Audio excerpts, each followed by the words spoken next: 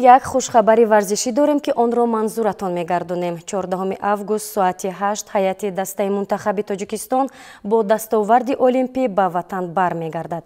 ҳаводорону дӯстдорони варзиши тоҷик метавонанд барои истиқболи ҳайати дастаи мунтахаби Тоҷикистон бо рӯҳияи баланди тоҷикона ва эҳсоси гарми ватандӯстӣ дар назди фурудгоҳи байналмилалии Душанбе ҳозир шаванд.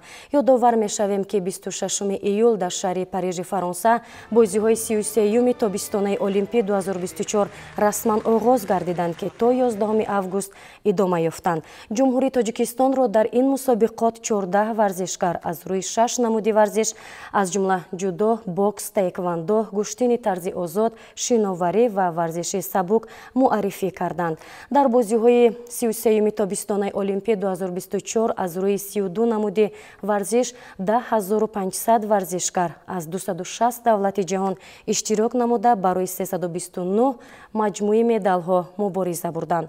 варзишгарони тоҷик дар бозиҳои Олимпии Париж 2024 3 медали биринҷӣ аз ҷумла дар риштаи дзюдои боксро соҳиб шуданд. ғолибону ҷоизадорони бозиҳои тобистонаи Олимпии Париж 2024 бо ҷоизаи президенти ҷумҳурии Тоҷикистон муҳтарам Эмомалӣ Раҳмон ва раиси шаҳри Душанбе муҳтарам Рустами Эмомалӣ ҳавасманд гардонда мешаванд.